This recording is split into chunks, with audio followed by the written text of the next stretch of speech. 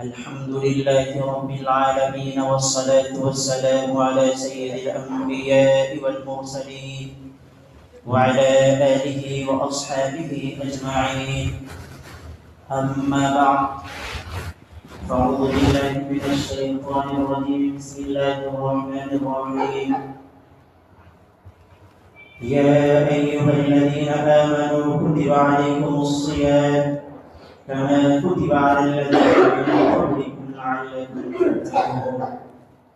صدق الله العظيم. قال رسول الله صلى الله عليه وسلم: إذا دخل شهر رمضان فتحت أبواب السماء وغلقت أبواب جهنم وسلسلة الشياطين. رواه البخاري. او كما قال علیہ الصلوۃ والسلام. میرے محترم بزرگوں اور نوجوان دوستوں، اللہ تبارک و تعالی کا بڑا احسان اور کرم اور اس کا فضل ہوا کہ رمضان کا مبارک مہینہ دیکھنا ہمیں نصیب ہوا. یہ رمضان کا مہینہ اپنی پوری برکتوں اور رحمتوں کے ساتھ ہمارے اوپر سایہ فضل ہو چکا ہے. یہ اپنے ساتھ ہمارے لیے اللہ کی ڈھیر ساری رحمتیں اور اس کی برکتیں اور اللہ کی طرف سے بخشش اور نجات کا ذریعہ لے کر کے ہمارے سامنے حاضر ہوا. اللہ تبارک و تعالی ہم پر 11 مہینوں کے بعد اپنی رحمتوں کے دروازے کھول دیے ہیں، اپنی بخشش کے دروازے کھول دیے ہیں، اپنی برکتوں کے دروازے کھول دیے ہیں.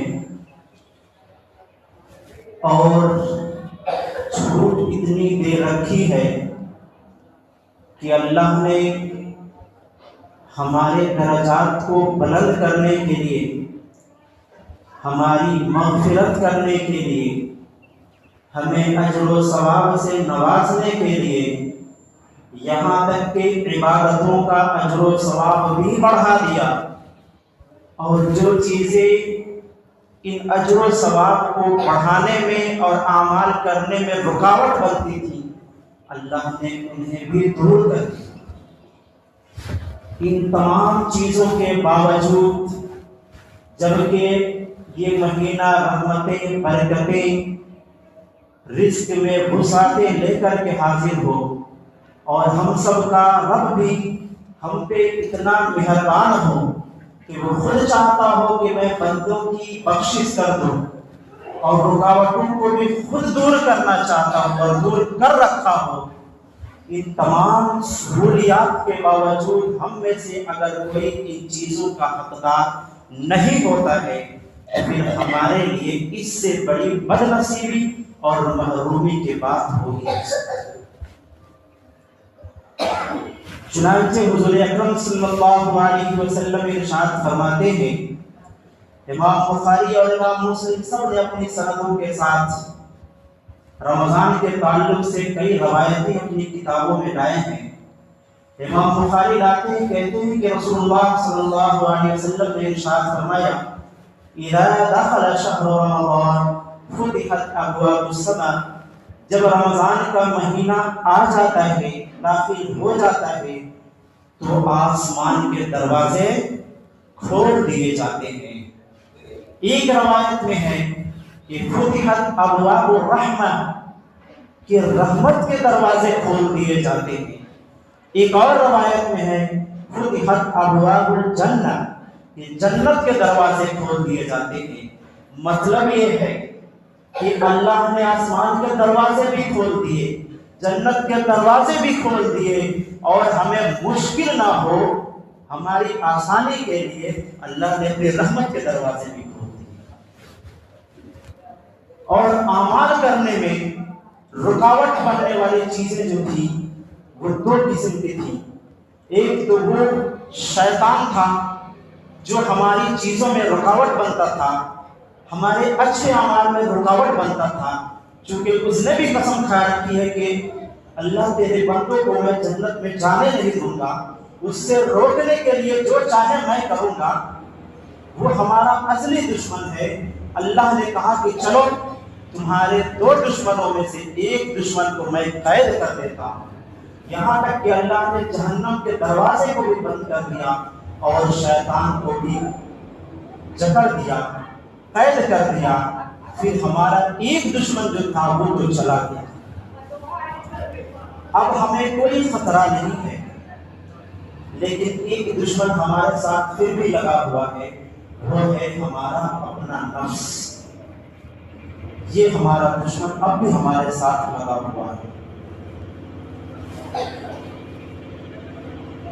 لیکن شیطان کو تو اللہ نے قید کر دیا، اس سے ہمیں چھٹکارا مل گیا۔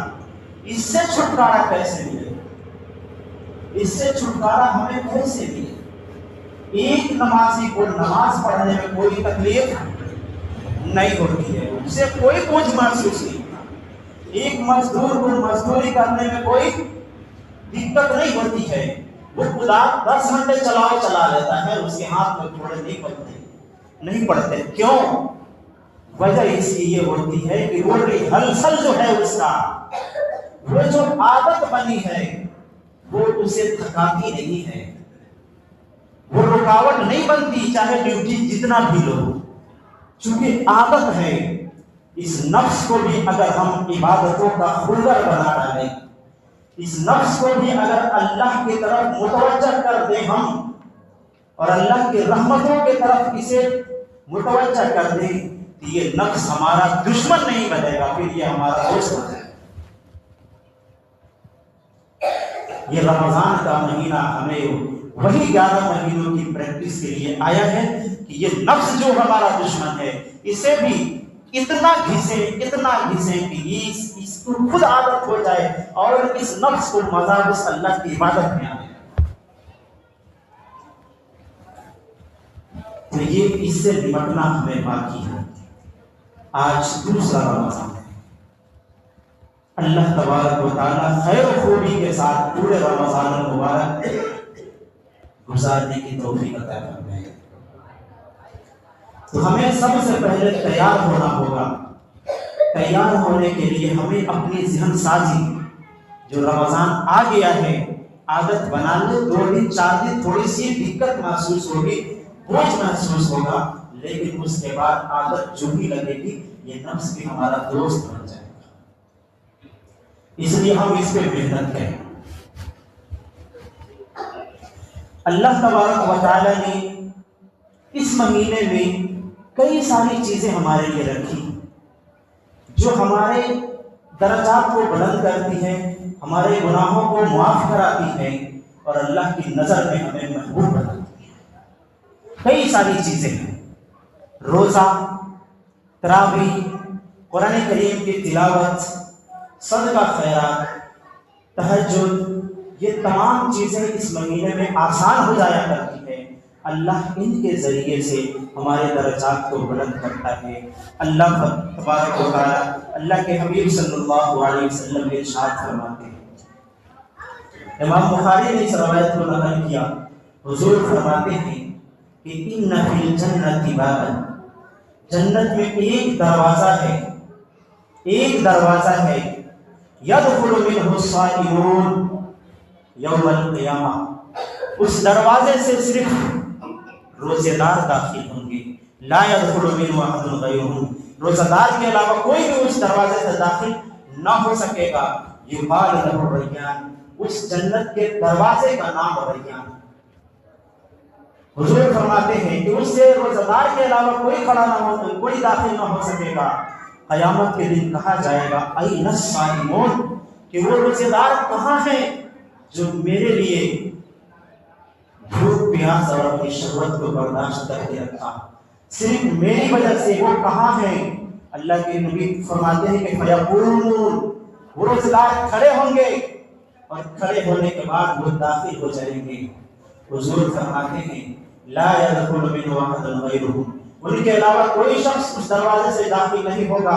فَإِذَا دَخَلُوا، جب وہ داخل ہو جائیں گے تو وہ دروازہ بند کر دیا جائے گا۔ فَلَمْ يَدْخُلْ مِنْهُ أَحَدٌ، پھر کوئی شخص اس سے داخل نہ ہو سکے گا۔ تو اللہ نے روزہ دار کے لیے الگ طریقے کی مہمان نوازی کر رکھی ہے، اور وہ ایک الگ جنت کا دروازہ ہے جس سے صرف روزہ دار داخل۔ لیکن روزہ وہ ہو جو روزہ اللہ کے یہاں مقبول بھی ہو، وہ روزے دار جن کے روزے اللہ کے یہاں قبول ہوتے ہیں، وہ روزے دار اس دروازے سے داخل ہوں گے۔ وہ کون سے روزے دار ہیں جن کا روزہ قبول ہوتا ہے؟ جن کے روزے قبول نہیں ہوتے وہ کون سے روزے دار ہیں؟ حضور یہ بھی فرماتے ہیں، امام بخاری نے بھی اسی روایت کو نقل کیا، حضور صلی اللہ علیہ وسلم ارشاد فرماتے ہیں الصیام جنۃ، کہ روزہ ایک ڈھال جہنم سے بچاؤ کا ایک ڈھال ہے۔ جس طریقے سے ڈھال کے ذریعے سے دشمن کے حملے سے حفاظت ہوتی ہے، روزہ بھی ایک ڈھال ہے، اس کے ذریعے سے بھی ہماری حفاظت ہوتی ہے اور بحفاظت ہم جنت میں چلے جائیں گے۔ لیکن حضور فرماتے ہیں کہ یہ ڈھال تب تک ڈھال ہے جب تک یہ ڈھال ٹوٹے نہ۔ اگر یہ ڈھال ہی ٹوٹ جائے تو پھر تمہاری حفاظت کس چیز سے ہوگی؟ حضور فرماتے ہیں فلا یرفث ولا یجهل، جب تک وہ فحش اور بے حیائی کی باتیں نہ کرے اور جب تک کہ وہ گالی گلوچ کرے۔ روزے کی حالت میں بھی ہماری زبان یوں پھسل جاتی ہے، پھسلنا تو میں دل کی بات کہہ رہا ہوں، جان بوجھ کر کے دوسرے سے جھگڑے کرتے، مار پیٹ کرتے، گالا گلوچ کرتے۔ یہ ہمارا روزہ کون سا روزہ ہے؟ یہ تو ڈھال جو روزہ تھا یہ ٹوٹ گیا۔ حضور فرماتے ہیں فلا یرفث ولا یجهل، جب تک وہ بے حیائی کی باتیں نہیں کرتا، گالی گلوچ نہیں کرتا، تب تک اس کا روزہ ہے۔ یہ روزہ ڈھال بن کے رہتا ہے، اگر اس نے کی یہ ڈھال ٹوٹ جائے۔ لیکن یہ بھی مسئلہ ہے کہ بھائی ہم کرنا نہیں چاہتے، دوسرا کرنا چاہتا ہے، پھر کیا حل ہے؟ حضور اس کا بھی حل فرماتے ہیں۔ حضور فرماتے ہیں وَإِنِ امْرُؤٌ قَاتَلَهُ أَوْ شَاتَمَهُ فَلْيَقُلْ إِنِّي صَائِمٌ مَرَّتَيْنِ، کہ اگر کوئی دوسرا شخص ہے جو اس کے ساتھ مار پیٹ کا ارادہ رکھتا ہے، گالی گلوچ کا ارادہ رکھتا ہے، تو یہ شخص اس سے کہہ دے إِنِّي صَائِمٌ مَرَّتَيْنِ، کہ میں تجھ سے بات نہیں کرتا، الجھتا نہیں، میں تو روزے سے ہوں، 2 مرتبہ یہ بات اس سے کہہ دے۔ اور حضور فرماتے ہیں دیکھیں ہمارے اندر سے جو چیز نکلتی ہے وہ اللہ کو کتنا پسند ہے۔ جو بھوک کی شدت سے جو بدبو نکلتی ہے وہ اللہ کو کتنا پسند ہے۔ حضور فرماتے ہیں والذی نفسی بیدہ لخلوف فم الصائم وعند اللہ من ريح المسک، روزہ دار کے منہ سے جو بو نکلتی ہے مجھے کستوری اور مشک کی خوشبو سے زیادہ پسند ہے۔ غور کرنے کی بات یہ ہے کہ جو بو نکل رہی ہے اللہ کو وہ مشک اور خوشبو سے زیادہ پسند ہے، تو جو باتیں ہماری زبان سے نکل رہی ہیں، جو تلاوت کی آوازیں نکلتی ہیں، قرآن کریم کے الفاظ نکلتے ہیں، اور اللہ کے ذکر میں جو زبانیں ہماری بولتی ہیں وہ کتنا پسند ہوگا، یہ بات سمجھنے کی ہے۔ اسی لیے اس رمضان کے مہینے میں بھی اگر کسی کی تلاوت میں اضافہ نہیں ہوا، کسی کی عبادت میں اضافہ نہیں ہوا، کسی کے ذکر میں اضافہ نہیں ہوا، کسی کی نفلی نمازوں میں اضافہ نہیں ہوا، کسی کے خیر کے کاموں میں اضافہ نہیں ہوا، تو پھر یہ رمضان کا مہینہ آ کر کے ہمیں کیا فائدہ ہوا؟ جو کام ہم پہلے کرتے تھے آج بھی کر رہے ہیں، اس مہینے میں تو پڑھنے چاہیے،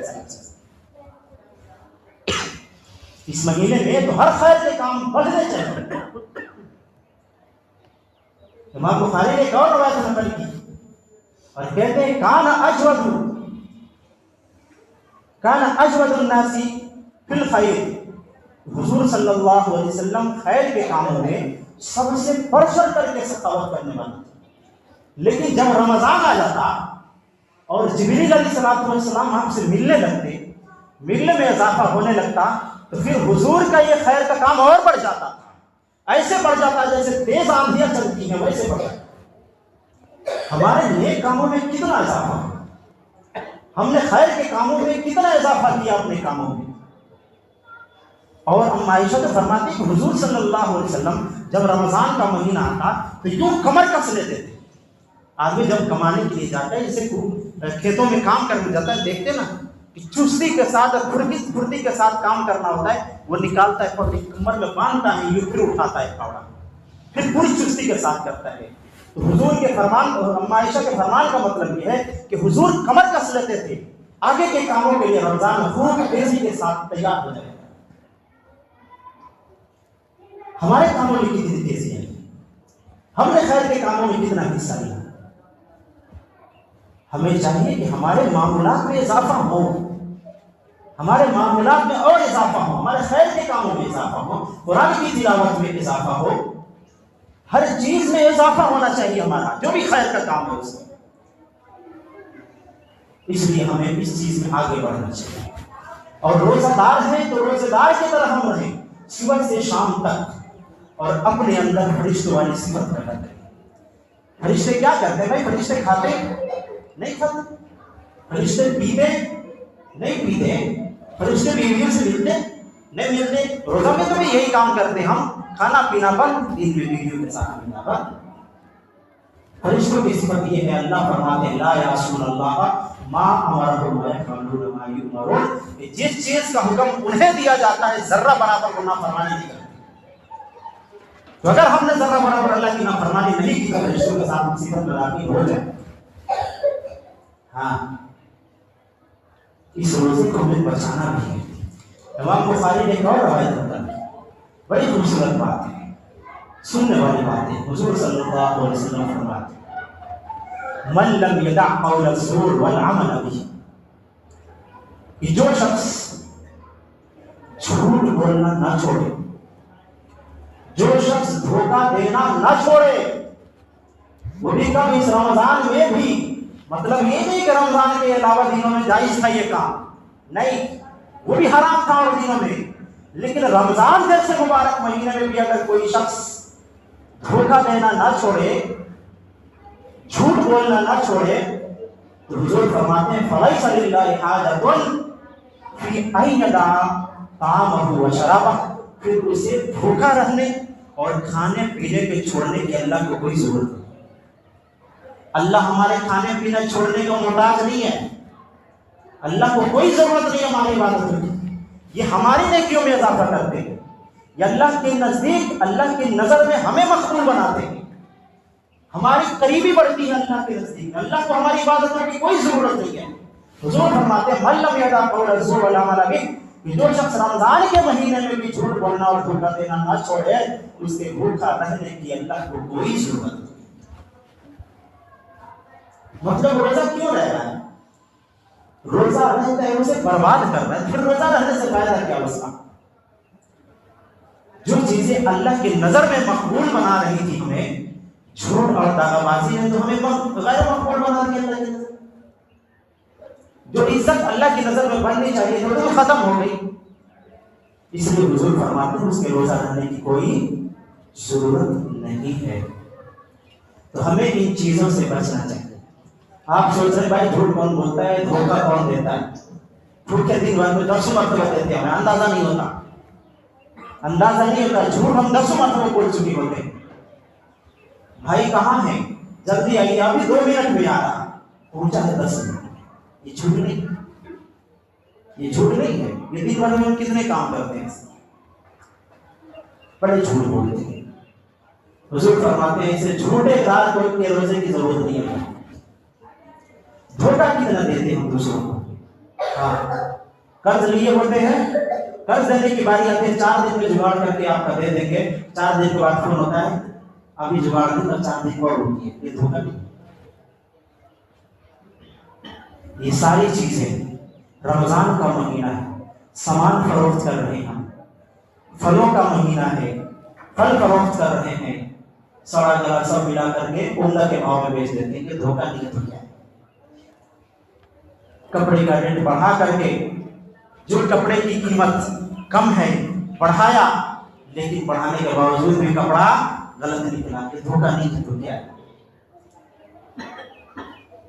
8 گھنٹے ڈیوٹی کرنے تھے، 7 گھنٹے کی 1 گھنٹہ عمل مار لیا، مالک کو دکھایا ہم نے کہ 8 گھنٹے ڈیوٹی کی، لیکن 1 گھنٹہ اس میں مارا ہے، جس کا اندازہ نہیں ہوا مالک کو، اللہ کو تو اندازہ ہے، وہ تو دیکھ رہا ہے۔ یہ 1 گھنٹے کا دھوکہ ہم نے دیا یا نہیں دیا؟ یہ سب دھوکے ہمیں احساس نہیں ہوتا، یہ سب جھوٹ ہم بول رہے ہوتے ہیں، دھوکے دے رہے ہوتے ہیں، ہمیں اندازہ نہیں ہوتا۔